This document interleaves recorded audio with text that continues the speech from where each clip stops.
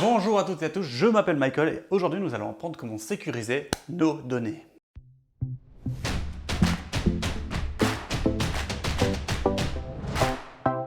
Bon, soyons clairs, la plupart d'entre vous ne se soucient pas de grand chose. Vous êtes là, vous vivez votre vie, vous prenez des photos de votre famille, des vidéos de votre famille, vous vous amusez, vous vous galipadez à travers les champs, etc. Et tout d'un coup, bam! Plus de données, vous perdez toutes vos données, tous vos disques. Les images de votre fils Bobby ont disparu à tout jamais parce que vous n'avez pas pris le temps d'aller sécuriser vos données sur vos disques durs parce que vous avez gardé sur un seul disque. Non, c'est pas possible les gars. Qu'est-ce que vous faites? Qu'est-ce que vous faites? Alors soyons clairs, si vous deviez sécuriser vos données, je vous dirais d'acheter un NAS, donc c'est un Network Attached Storage.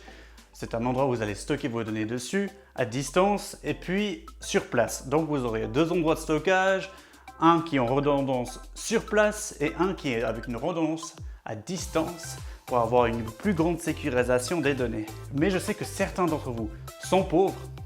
Je sais que certains d'entre vous n'ont pas le temps ni l'argent pour aller acheter un NAS et préparer et configurer un NAS. Donc voici une installation simple que la plupart d'entre vous peuvent faire à la maison, juste pour avoir une petite redondance sur place sur votre machine Windows.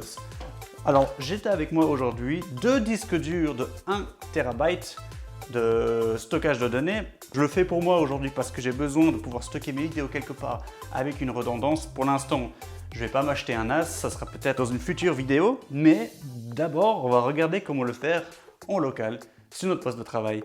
Donc, j'ai deux de ces WD Enterprise Class ici. Ils vont être redondants en RAID 1 l'un sur l'autre sur notre machine Windows. Je vais vous montrer le guide de comment le faire vous-même de votre côté. Mais tout d'abord, vous avez besoin d'avoir les deux disques durs, deux câbles SATA, votre ordinateur, votre tour, et puis assez de câbles d'alimentation pour alimenter bien sûr vos deux disques. Donc je vais vous sortir le téléphone et puis on va regarder comment l'installer dans votre tour. Voilà, ok, nous allons enlever le panneau vert, le panneau sur le côté. Donc moi je vous montre exactement où sont stockés les disques durs sur le PC ici. Alors si vous regardez ici dedans, donc je vais quand même vous filmer un petit peu ici derrière. Qu'est-ce que je vais faire? J'ai ici, donc si vous pouvez le voir, vous voyez, il y a un câble SATA ici qui sort. C'est pour le seul disque dur qui est là-dedans en dessous, maintenant là-dessous.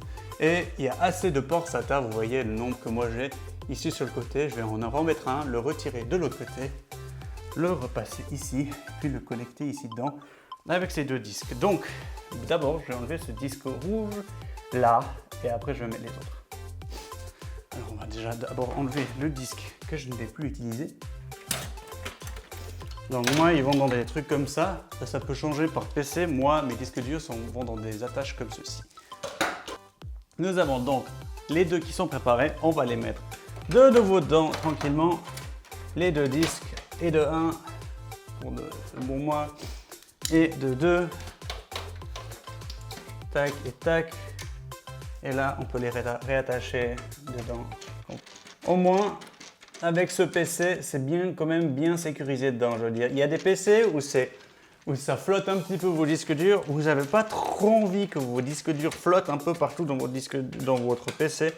Autant bien les attacher la première fois. Comme ça, si vous deviez déplacer votre PC sur des tutoriels comme moi je le fais, au moins il n'y a rien qui virevolte dans tous les sens. Puis au moins c'est tranquille à faire, tranquille à utiliser. C'est surtout la faculté RAID 1 que je vais vous montrer par la suite qui sera le plus intéressant. Super, on va en connecter déjà un avec le SATA et l'alimentation. Et tout est connecté, plus ou moins rangé. J'ai refermé le PC. Donc regardez comme je l'ai tiré. Vous voyez, il faut faire très attention avec ça. Il faut que vous ayez l'alimentation qui est connectée dedans, vous voyez ici l'alimentation, et le SATA. Donc ça c'est le SATA et l'alimentation. Il y a deux braquettes. Là c'est la même chose ici. J'ai mis le noir, l'alimentation, et ici vous ne voyez pas très bien sur la caméra, mais l'alimentation qui est en rouge, tirée derrière et connectée ici devant. Donc disque dur numéro 1, disque dur numéro 2, nickel. Maintenant que ça c'est fait, prochaine étape, c'est d'allumer le PC. Alors voilà, ça c'est mon disque dur SSD que vous avez vu ici dessous, que j'ai pas envie de formater du tout, sinon je pète mon ordinateur. Mais les deux autres, le disque 1 et le disque 0, sont les deux partitions que j'ai envie de redémarrer complètement. Donc je vais aller dessus. Quand vous avez les deux disques durs de connecter, n'oubliez pas de supprimer tous les volumes complètement.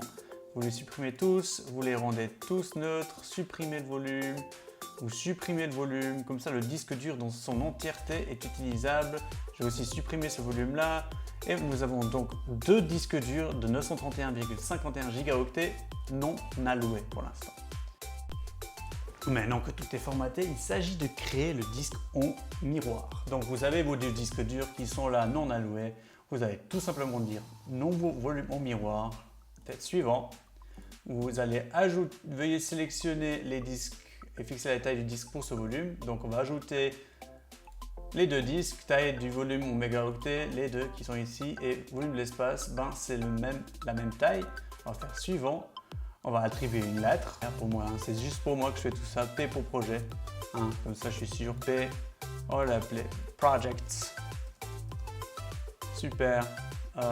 Effectuer un formatage rapide, c'est toujours une bonne idée. Faire suivant. Alors, disque 0 et disque 1. Sélectionne disque 0, disque 1. Faites toujours un check. Pas que vous preniez votre disque dur où il y a votre Windows qui est dessus. Faites terminer. Faut mettre les disques en sélection en base dynamique. Très bien, vous dites oui.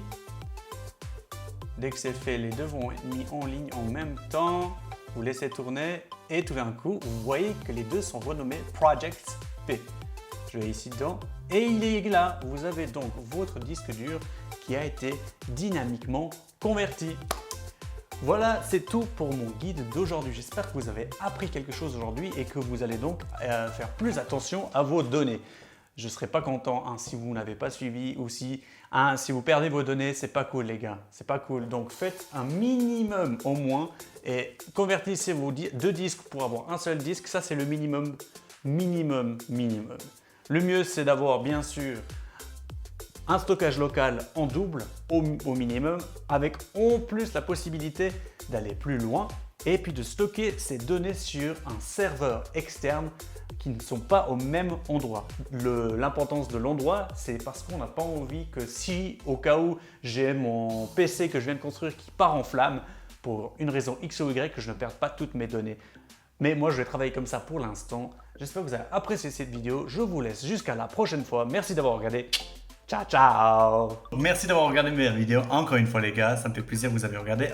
Dites-moi, qu'est-ce que vous préférez dans ces dernières vidéos que j'ai fait faire? J'en ai fait 3, un sur construire un ordinateur 4K et l'autre sur utiliser la lumière. Vous préférez les conseils sur la vidéo et puis comment illuminer vos vidéos ou éditer vos vidéos, ou est-ce que vous préférez les geekeries et puis les autres astuces et autres choses que je fais par rapport à l'ordinateur par exemple, peut-être au niveau informatique? Dites-moi ce que vous préférez dans les dernières vidéos que j'ai faites et puis comme ça je peux avoir une meilleure idée de ce que je peux vous faire pour vous la prochaine fois. Merci les gars, allez, je vous laisse, ciao, ciao, ciao, ciao.